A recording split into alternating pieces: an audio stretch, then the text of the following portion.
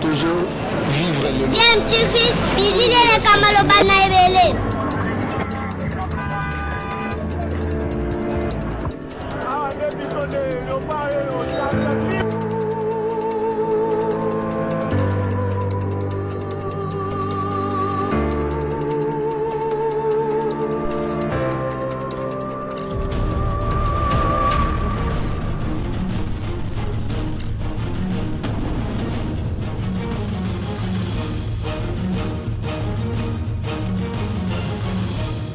DMTV toujours en avant. Balandi ya DMTV mbote na bino esengo eza toujours na ngambo na biso po toyebi ke bozali ebele o bozali kolanda chaîne YouTube na bino DMTV boyebi ememelaka bino toujours masolo ya actualité mais to proposaka bino pe ba analyse na ba réflexion sur ba sujet d'actualité bien sûr mais ba faits sociaux pe na ba réalité toza komona na mboka na biso République démocratique du Congo. Actualité eza vraiment dominé makasi par la politique na mboka na biso na ba turbulence ezali kosalama vraiment au lendemain il y a un message du chef de l'État où il y a annoncé qu'il y a importante mesure et à niveau il y a classe politique tout ça qu'observer au tobenga tout ça li kobenga mercato politique ba changement ba baza ko longwa baza ko traverser baza a kokende to ebitende nini e kosuka avant to ko aborder sujet tout ça même la bino sikoyo bobi ke awa to mpesa devoir il y a ko sensibiliser bino pe biso surtout par rapport à la maladie à Covid-19 bobi ke couvre-feu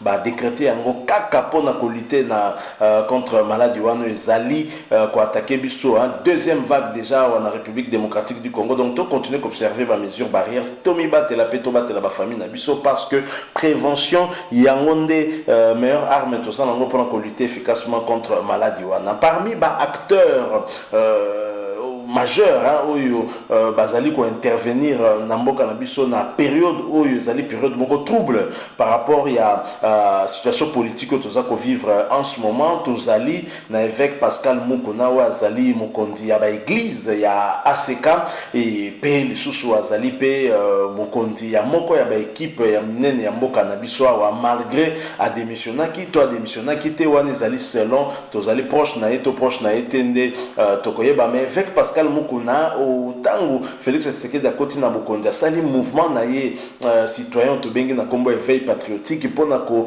lamusa lisusu ba congolais pe lisusu ko rappeler na ba congolais o nyoso tu ya mabe salemaki durant 18 années à gestion ya Joseph Kabila ya zali ko fustiger justement zali ko talisa na ba congolais ba mbeba pe mabe o salemaki vraiment mingi na moment ya gestion ya Kabila et d'ailleurs te bi que Pascal Mukuna kota ki justement prison pénalika moko oyo selon ye ezalaki likamba créer là qui de toutes pièces selon ba détracteur na ye ezalaki nango lolenge na ye ya kozala image na ye nde bimaki ya solo bongo mais Pascal Mukuna s'exprimer à lobby que ye en tant que homme de Dieu en tout cas à laquelle FCC mabe il a maudissaki en tout cas FCCP a principal sous exemple moko na Bible lolenge nzambe ayebaki na kopesa na Caïn et tumbu simana ye ko bomande kona Abel poeta zuka ki zua par rapport ya offrande oyo leki naza ko pesa na nzambe pe abomaki nzambe aibisaki yo bandaka ko yere ko tambola kaka bon taba o koma vagabond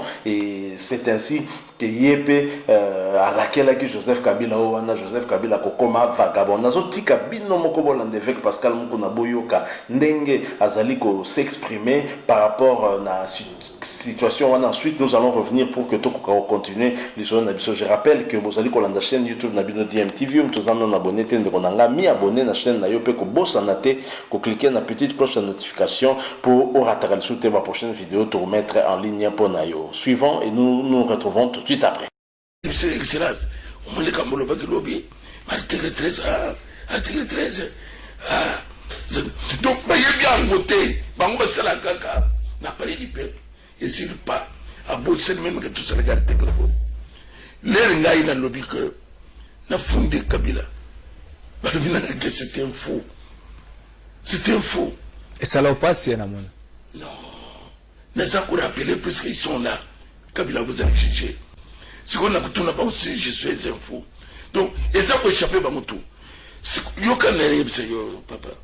Donc, pour la bango, Kabila était devenu Dieu. Tellement que besoin il va trop.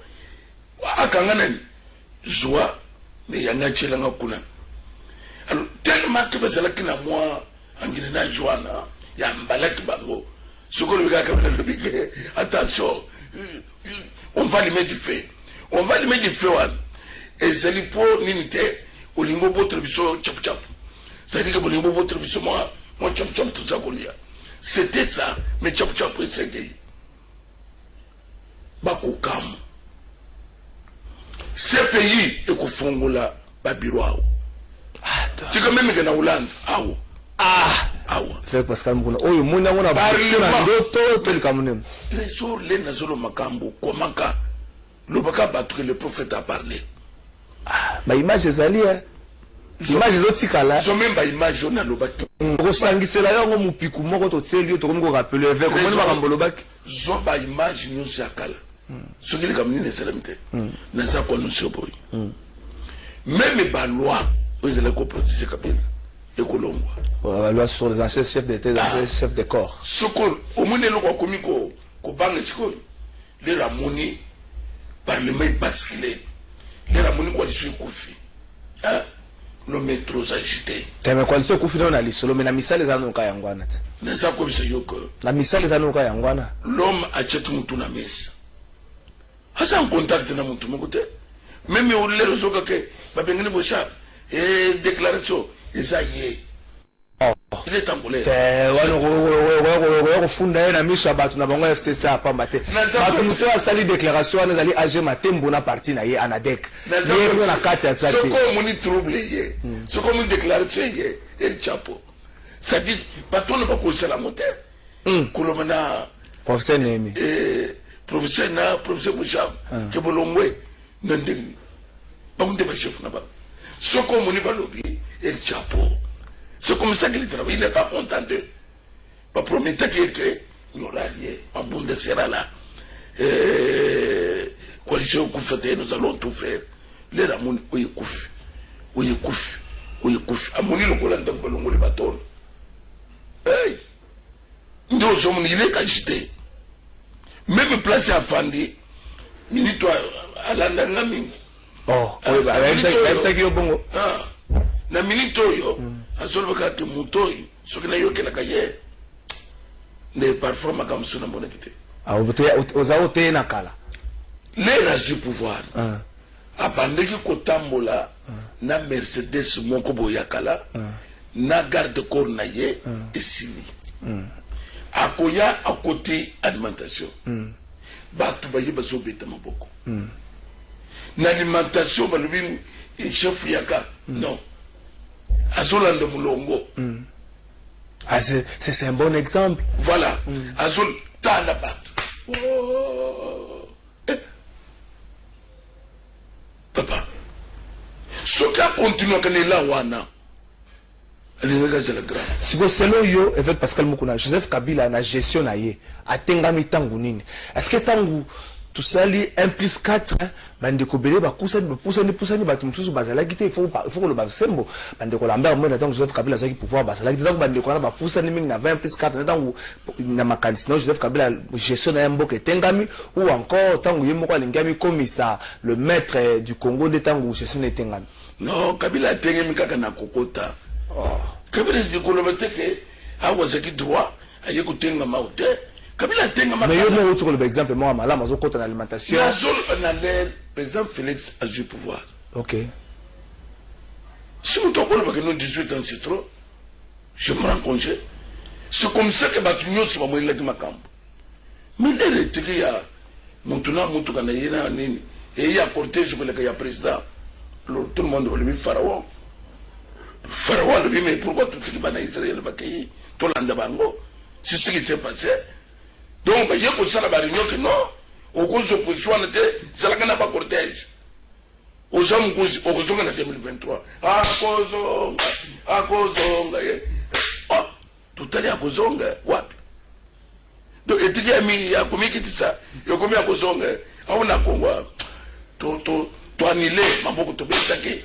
Tu annulé, ma lobagnonso. Tu as dit, ok. Et bon, il y a un peu de fan de ce qui m'a beaucoup de yak. Donc, il y a un peu de tout le peuple congolais. C'est pas les politiciens. C'est pas les politiciens. Naza politicien. Ba politicien bazana même ba tu basali kabila pression sur le peuple. Et ça la diaspora et ça là. Kabila ezali pression ya peuple congolais. Même place à Fandi na bisaki. Kolanda ba politicien te. On continue ko yebisa ye. Le dilelo. Raïs yonde. Oko kamu ba bandi béton fati. Yo sotal. Na mulito le rap sofan. Soka la déclaration. Ya ba mso sekina ba. Béton. Azotra mona miso. Na no amone le côté. Ne sait que ko bima na humiliation na Congo démocratique. Donc, est-ce que dans Dengo sur le Belana, bon, tout le la prophète, le Ngimingoza, le prophète, le prophète, est-ce que Makambunyo Soane et Koki Kozwa, issu Moko est resté, Makambu Kiti et Vandi Kime, FCC Tikali, les Boke Moko, Basali Moussa na Bango, mais Batamboli n'a intérêt à Moka. Trésor, tout cela qui nous a plateau, on est sûr que, prophète, pasteur, ou bien qui Koloba pour na Kabila. Il y a sûr que c'est un écran prophétique. Ngai le yebisaki awa. Pourquoi bien se même ligne? Le yebisaki que baby malisos. Yo tuningai. Bongo makamba zeli ko bakabila ko sona lobike et c'est que ba professeur lukuta. Ngai na za ko yebisaki yo. Tawana yebiko lo baka. Ah. Donc et ça pour la peut-être c'est yo que FC ça coûte le bokete. A coûté le bokete pas. Même en ne besoin de ba kutika la kani bokete les kana bimi prison na modire bango. Oh, na modire ça va que makambo comme la FCC zalio. Na modire ça bango. Oh.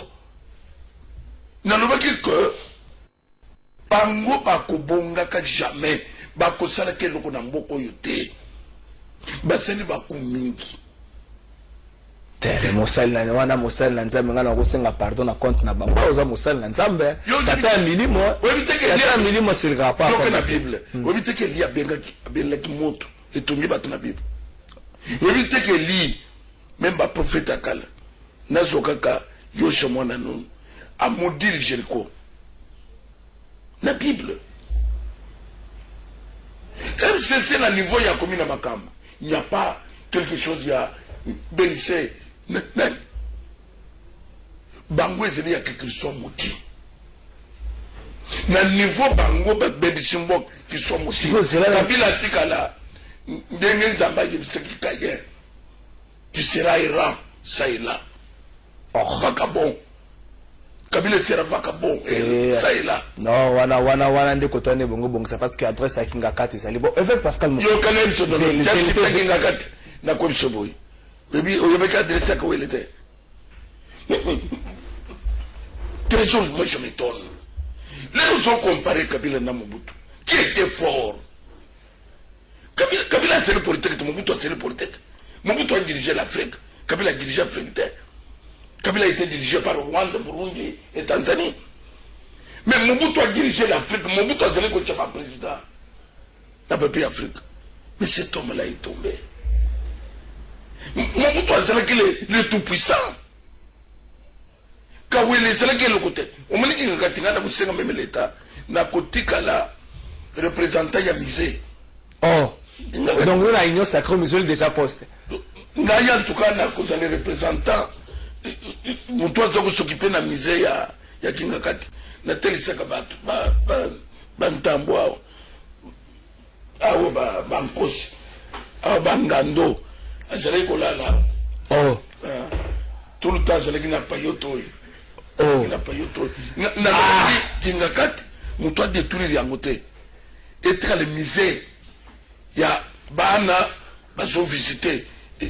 Abotoli bisozo afin ko tsozo connaître.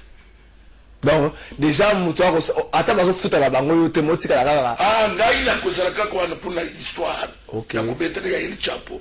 Ndenga yaki na mboka na biso.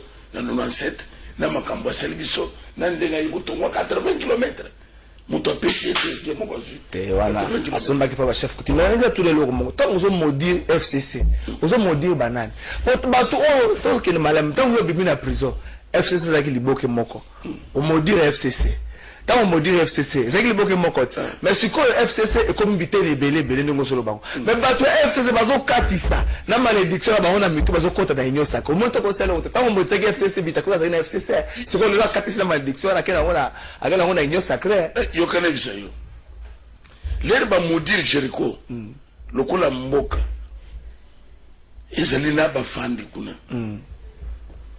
soki mutu anyatika kana Jericho puisque yele de Bethel l'herba anyatika kana Jericho malédiction kangie mutu ya zo ki maka Jericho akozo vi sauve akomi na bi bande kwa Jericho bileli na bileli bande ko sa ngala moni ko sambele pona ngai na bika lokola bitakwir landa ngai to yambio na kusambele pona ye pona ko lungula ye milimu nyonse FCC hafu bano sambela pona batno so bazo katisa na moni soki mutu aye katisi akatisa kilobi na butu bongo sambela pona ye azokota sikoyo na linye ya batu FCC za destruction na moma mutu azoyiba bakanga yete mutu azoso bakanga akutinde system soki akotipe na system eza ya bien aye mutu Kabila yaki na système ya destruction ya mboka pour na détruire bien il faut n'entraîner bana mboka na kanyaka n'entraîner bango na impunité n'entraîner bango ndoko mona talika munini akotse mutu na boloko te mais Kabila le père asali ko chaba tuna boloko oya zali oyibi momoso opesiye isili donc ils apprennent à côté yoke Kabila Joseph aza président oyo ayinami na ba congolais même yesoka akei azongi non solo ba makamna yo vérifier te po alors là ba bayamba ki belé na Lubumbashi malgré que yemo ka boya ki batu bayamba ye kolandisa mana décision zo makina na ba konti ya mboka pona makamba COVID-19 batu bayambi kaka donc mais là bisa ba congolais kasi yango na ba belé mais ba pesi ba ngomo ngelo c'est pas non ba terisa kimbo balaka ki biso 15000 mais pesi biso ka 1500 sina loba ki ke botuna muyeje mbongo bimaki na lwala bimaki na 15000 donc c'est ça Kabila nous a amené machette. Au lieu de Bakuluno, ah, ma comme machette, c'est la qui était. Oui, c'est le Goya Rwanda, Tanzanie. Machette à Rwanda, des allélos. Et ça, Kala. Bakamiti machette à Rwanda, il est en wow. Bisso, tu es ma comme machette. Moutoy na machette à Yé. Talenega, Basso, c'est le bisso. Je mélange na. Fente bisso na toi ma boma. Donc, il nous amène des choses. Oui, c'est la caoté. Même le phénomène poison. Est-ce que c'est la caoté? Et ça biloko ya kuna temeto ko lubango to ko tsanga na mutu moko te zali mélange ya métissage ya ba culture nde boti makambo nango na lenge nango avec Pascal Mukula to poussa union sacrée on dirait telemi na sima moko nzamboka loba batu bamoni union sacrée telemi.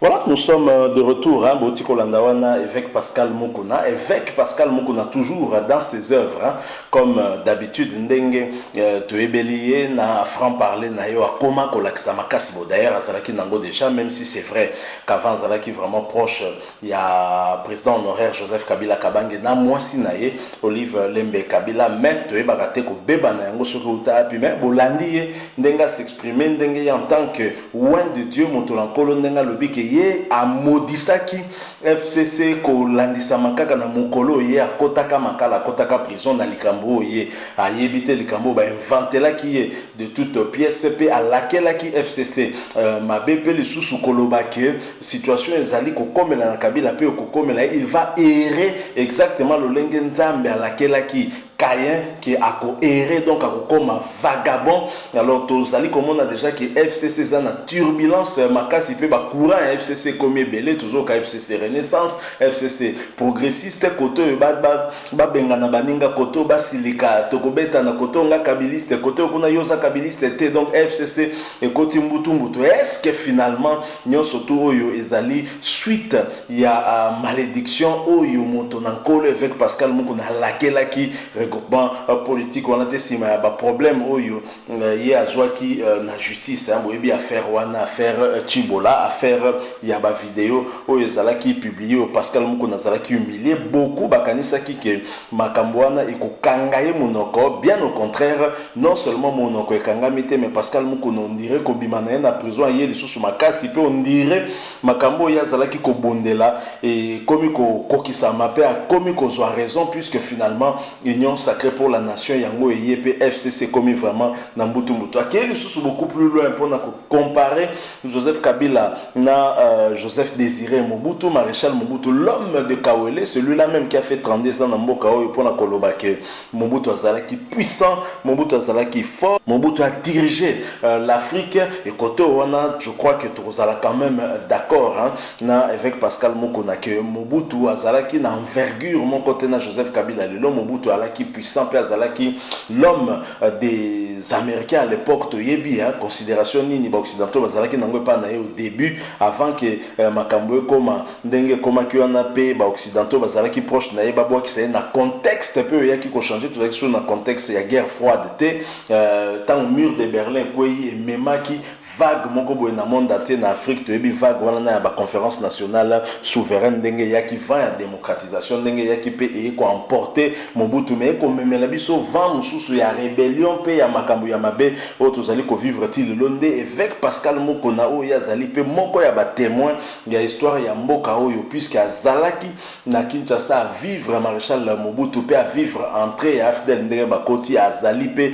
moko ya bato ko tout atolo pe a beta li solo ya République démocratique du Congo avant 97 avant avènement Fidel pe na lelo donc voilà moi comparaison mon que ya sali pona kolobake Joseph Kabila oui c'est azalaki mutu nazalaki puissanté parce que yé ba mboko ezali ko diriger yé ezali ba mboka lokola ba Rwanda ba Uganda ba Tanzanie alors que Mobutu ezali ne mindele ba occidentaux mingi ba américains et dans une certaine mesure ba belge ba français donc puissance ezalaki ndenge moko te topé pouvoir ezalaki ndenge moko te est-ce que Pascal Mukuna zali na raison na onyo surtout à lobby possible mais wana ezali makambo ye azali vraiment koloba loba ndenge toujours azali ko fustiger comportement ya Joseph Kabila durant gestion na ye durant 18 années à sali alors que toyebi que quand même na moko ya ba parti ya gestion Joseph Kabila Pascal Mukuna zalaki l'un des proches oyo zalaki pena très proche na famille na couple présidentiel ya Joseph Kabila nini esali ki akoka kokoma boye ko beba nango uti wapi nde tisiko non to tikali ko joa vraiment et ya noter par rapport na yango donc voilà moi les solo muke tonga ke to betela bino soki bo sepeli bo tikela biso like mais boko kipe bien sûr ko tikela biso point de vue to opinion na bino na nzela ya commentaire laissez-nous un commentaire en tout cas to tanga bino avec plaisir dans la mesure du possible on pourra échanger avec vous mais boko kipe komi abonné ndeko nanga s'il vous plaît yo zana no abonné te na chaîne ODM TV abonné pe ko bosana te ko activer une cloche ya notification moi cloche wana ko apparaître dès que s'abonner ko permettre na yo rataka sous tes vidéos moko soki to tiango awa merci encore une fois na quelques minutes na bino temps bino ça précieux to yebi obondimi bo partager ngo na biso bo échanger ngo na biso par rapport à ce sujet to proposer bino te espérer ko kuta na bino très prochainement avec un autre sujet d'actualité en attendant portez-vous bien pe DMTV vous dit au revoir.